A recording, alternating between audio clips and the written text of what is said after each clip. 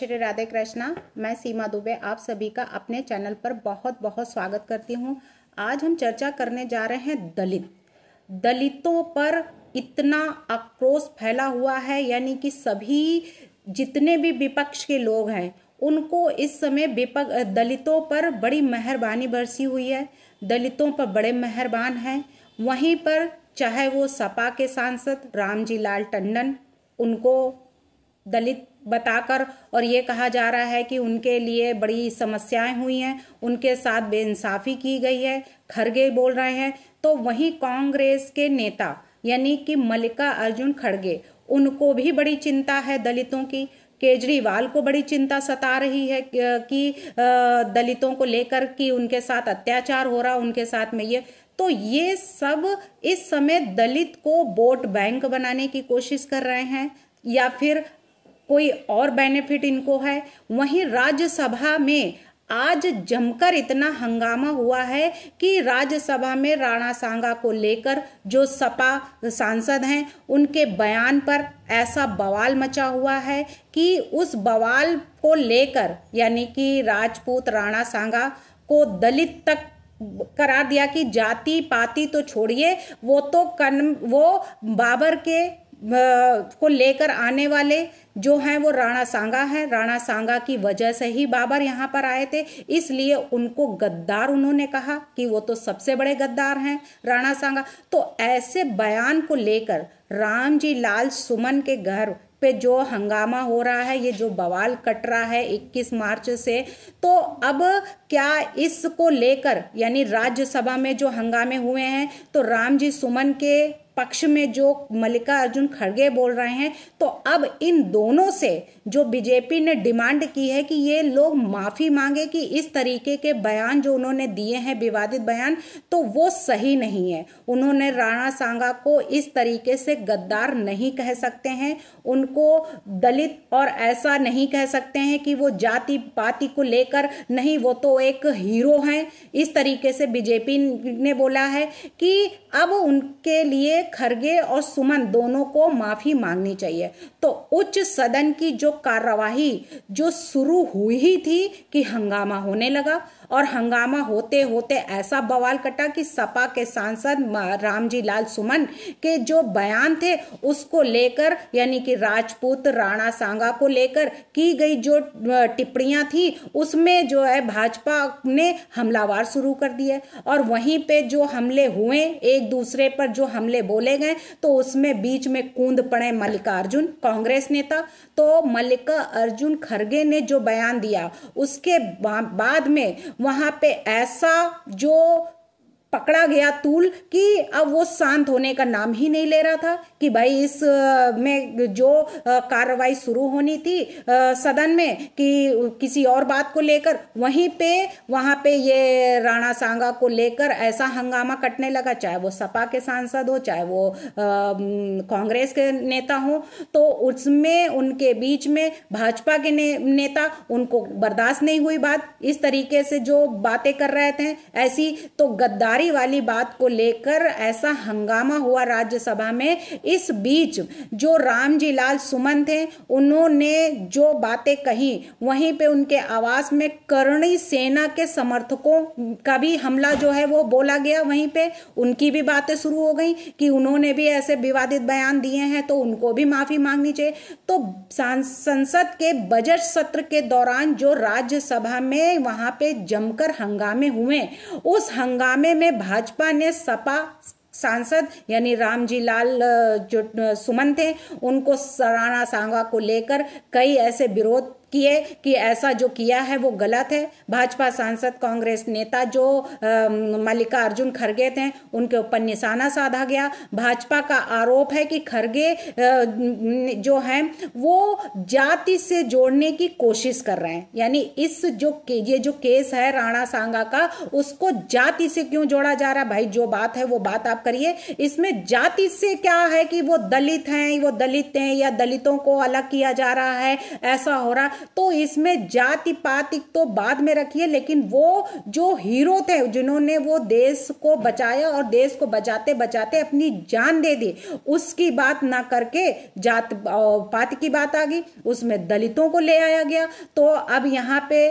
सुमन लाल जो है उनको बोला गया कि दलित के घर में ऐसा हंगामा किया गया, उनके साथ बेइंसाफी की गई। तो भाजपा ने यहाँ तक की मांग कर दी कि रामजी लाल सुमन और जो विपक्ष के नेता हैं उन सबको माफी मांगनी चाहिए। तब तक कोई समझौता नहीं किया जाएगा जब तक ये माफी नहीं मांगते हैं। तो इस तरीके के विवादित बयान से जो 21 मार्च को दिया था रामजी लाल सुमन ने, ऐसे बयान को लेकर अब भाजपा के जितने भी नेता हैं वो लालजी सुमन को माफी मांगने के लिए फोर्स कर रहे हैं। और उनको जो उन्होंने भाजपा सांसद यानी कि राधा मोहन थे, उन्होंने सपा सांसद जो रामजी लाल सुमन के ऊपर जो निशाना साधा, उसमें उन्होंने ये भी मुद्दा उठाया कि राज्यसभा में जो हंगामा शुरू हुआ है उस हंगामे में जो जब तक कांग्रेस और रामजी सुमन माफी नहीं मांगते जब तक ये इस तरीके के कोई भी समझौते नहीं किए जाएंगे।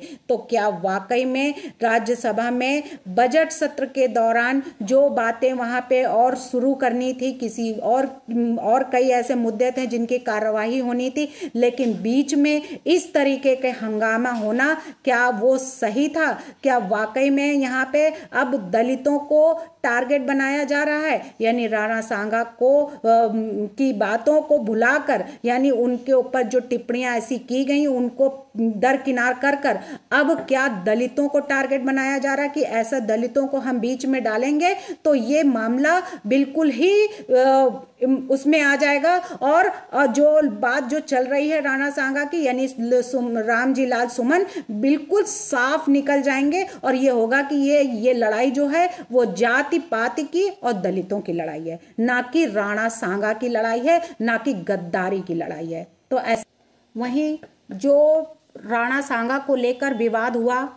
सांसद में, राज्यसभा में, तो वहां पे जगदीप धनखड़ जी सभापति, उन्होंने क्या बयान दिया कि जो राणा सांगा थे वो एक राष्ट्रीय नायक थे, यानी बहादुर थे, तो उनके बारे में ऐसी टिप्पणी करना शोभा नहीं देता है। उसके लिए सभी को माफी मांगनी चाहिए और पछतावा करना चाहिए। तो वहीं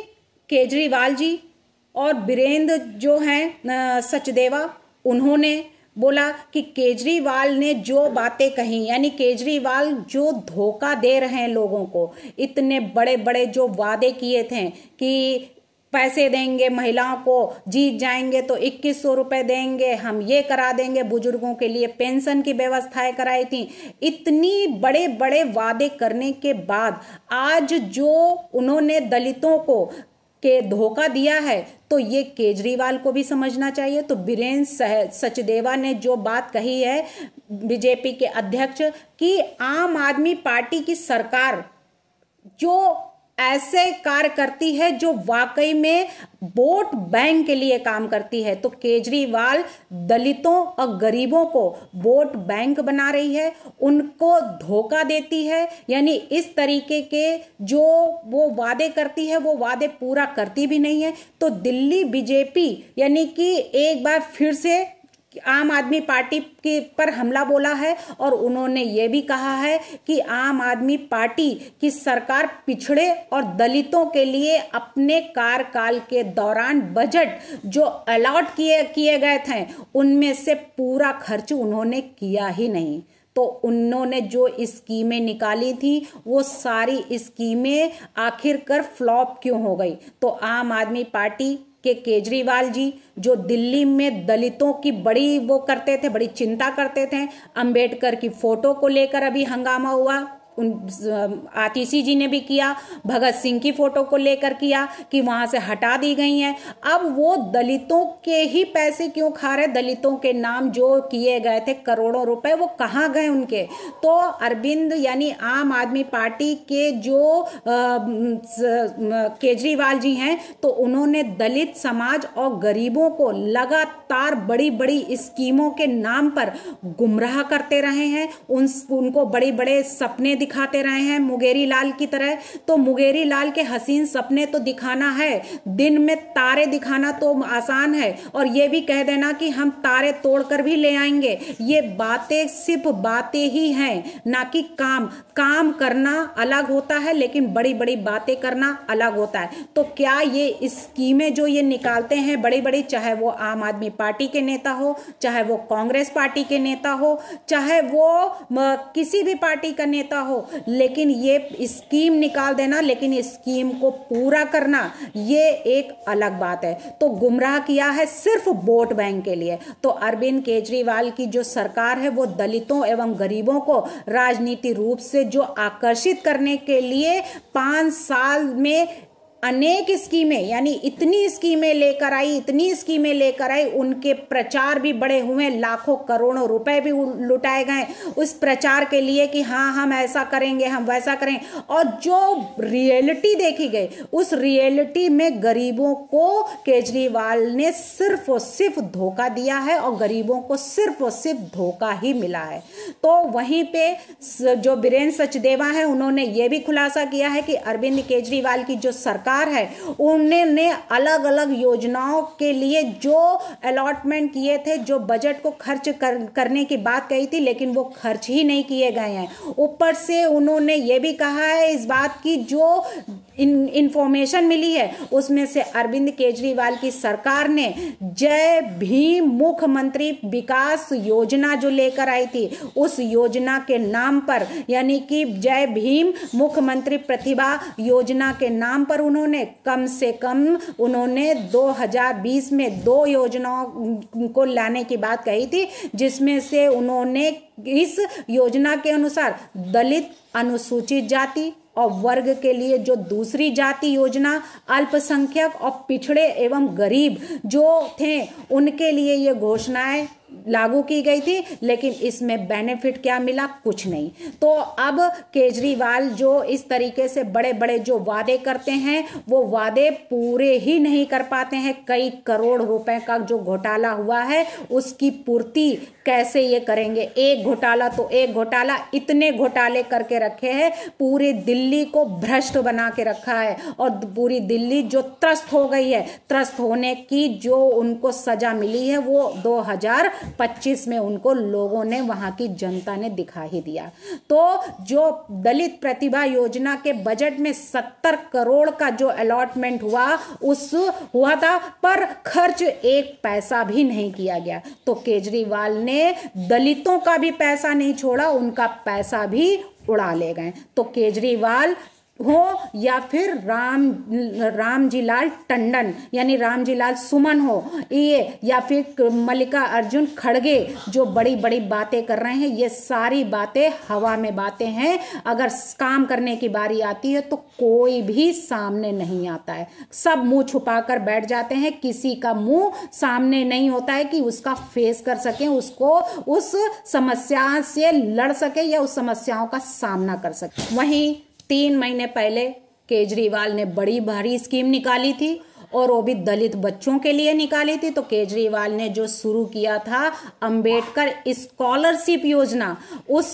स्कॉलरशिप योजना में दलित बच्चों को विदेश में पढ़ाई कराने की बात कही थी, उसका खर्चा उठाने की बात कही थी, यहाँ तक कि बड़े बड़े वादे किए गए थे। और ये कहा गया था कि शाह जो हैं, अमित शाह, वो भाजपा को जवाब क्या देंगे, हम ये स्कीम जो निकाल रहे हैं इस स्कीम से बड़ा फायदा होगा, यानी कि दलित बच्चे जो होंगे दलितों के, वो भी विदेश जाएंगे, उनका सपना भी पूरा होगा, वो भी किसी भी उससे वंचित ना रह जाएं कि हम विदेश में नहीं पढ़ें। तो आम आदमी पार्टी के जो कन्वीनर अरविंद केजरीवाल जी थे, उन्होंने अंबेडकर स्कॉलरशिप योजना का ऐलान जो किया था अपने चुनाव से पहले, यानी 3 महीने पहले, तो केजरीवाल ने दलित परिवार के बच्चों को यानी विदेशी यूनिवर्सिटी में पढ़ाई के लिए जाने का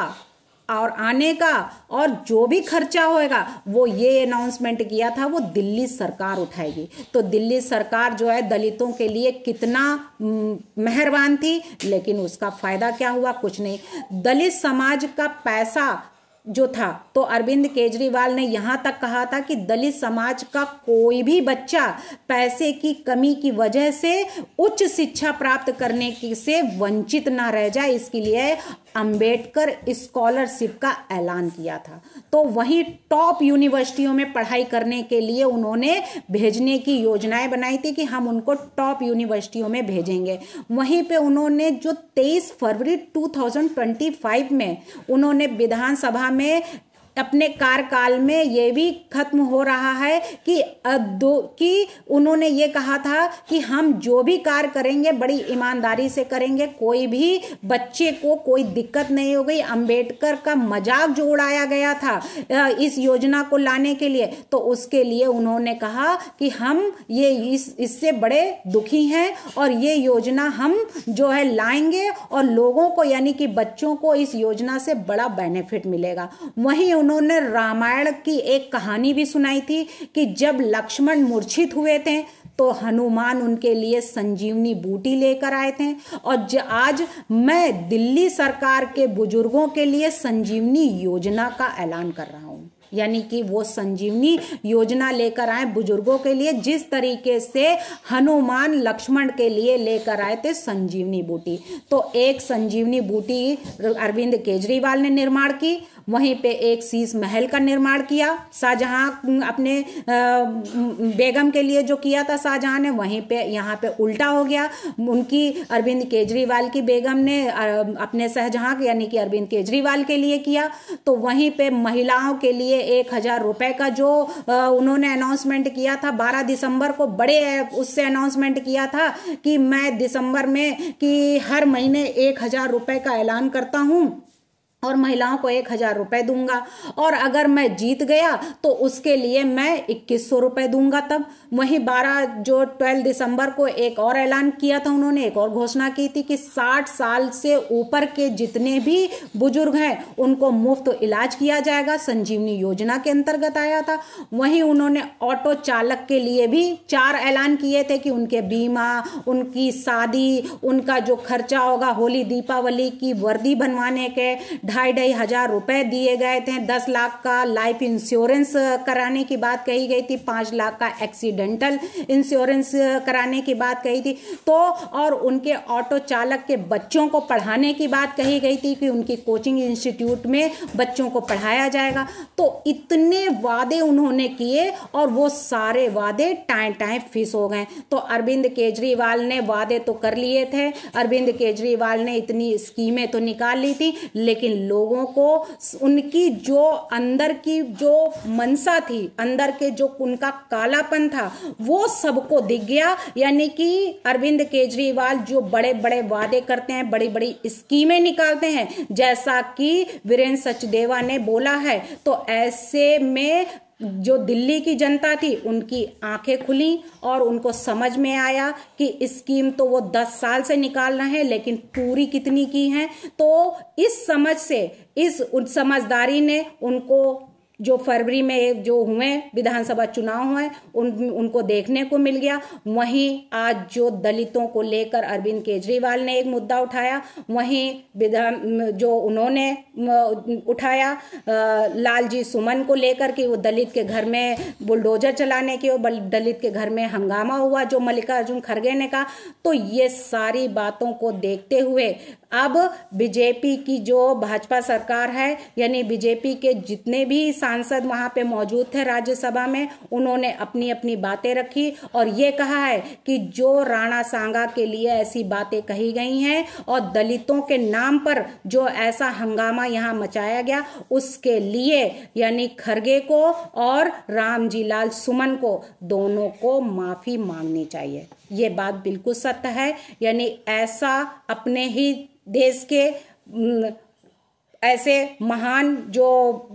राणा सांगा रहे, जिन्होंने अपनी जान दे दी देश के लिए, उनके लिए गद्दार कहना ये कहीं की समझदारी नहीं, कहीं का ये नहीं है कि आप इसी देश का खा रहे हैं और इसी देश के जो नायक हैं उनको गद्दार कह रहे हैं। भारत माता की जय। वंदे मातरम। जय श्री।